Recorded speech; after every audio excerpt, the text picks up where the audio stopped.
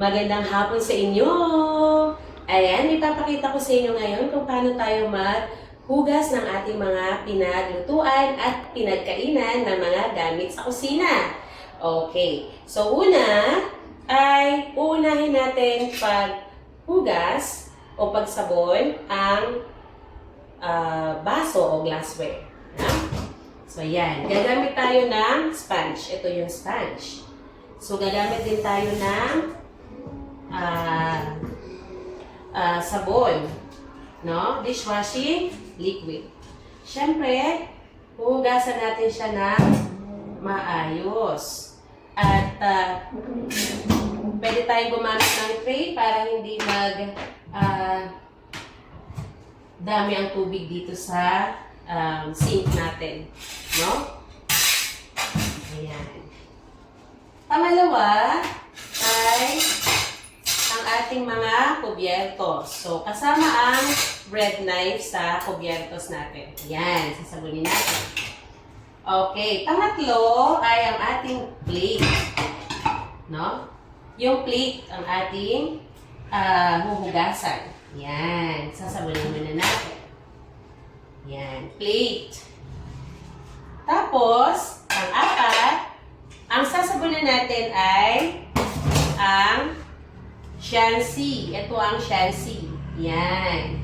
Ito naman, ang sandok. Pwedeng panandok sa ulam, sa sabaw, at ito ay panandok sa kanin. Sasabunan natin siya. Pagkatapos nito, yung mga pinaglutuan na. No? Unahin natin yung takip. Kasi medyo hindi siya dumi. Yan, yung takip ang uunahin natin. Pangalawa, yung sa loob. Diba? Yung sa loob na kaldero.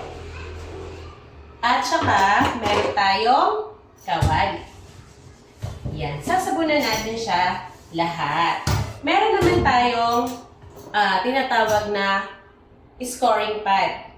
Oh, metal siya. Ito ay steel wool din sa ibang sinasabi. Ito ay ginagamit natin kapag makapal yung dumi ng pinaglutuan o gusto nating is-isin yung likuran ng tawag dito ng pinaglutuan natin na kaldero, kawali o kaserola. Okay, ito yon. Ito yung tinatawag natin scoring pan. Okay. Pagkatapos niyan ay aanlawan natin. Siyempre, kung ano yung nauna kanina, yun din ang unahin nating pag-anlaw. Ayan, dahil malaki naman ang lababo natin, hindi na natin dito pagsamahin sila. Pero syempre, uunahin natin yung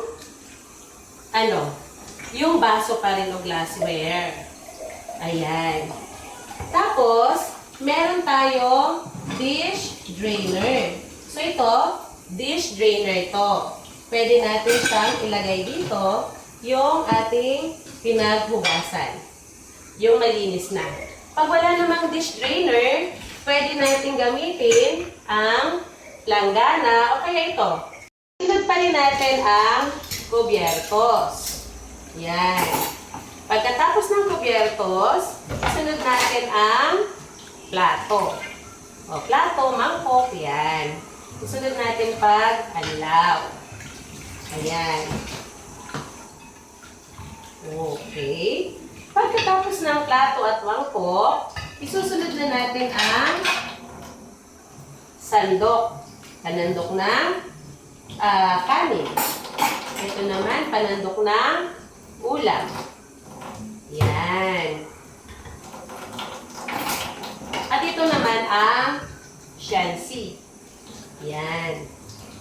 So, aayusin natin ang pag-aalaw sa kanila hanggang sa matanggal ang bula. Okay, pagkatapos niyan, ay kapag puno na ang dish drainer natin, pwede natin ititray lang ang mga pinaghugasan natin na mga pinaglutuan.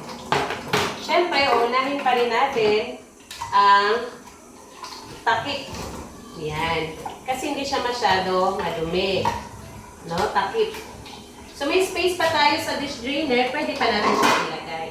Pag wala na, at malaki, kailangan pwede na sa ibang lalagyan. Siguraduhin natin na nasa right side natin ang dish drainer, palanggana, o kaya naman tray na patutuyuan ng ating mga pinaghugasan. Ayan. So, anlawan natin ng mabuti. Tsaka natin sila patutuyuin. Ayan. Tapos na, ang ating tandaan, ating pupunasan pag natuyo na yung ating mga kubyertos, baso, pinggan. Pupunasan, pwede natin silang punasan ng towel na pang kitchen, no? Pero wag niyong pupunasan ang baso kasi nagbe-blurred ang kanyang kulay. So, mas maiging hayaan na lang natin siyang matuyo gamit ang dish drainer o palanggana. Thank you!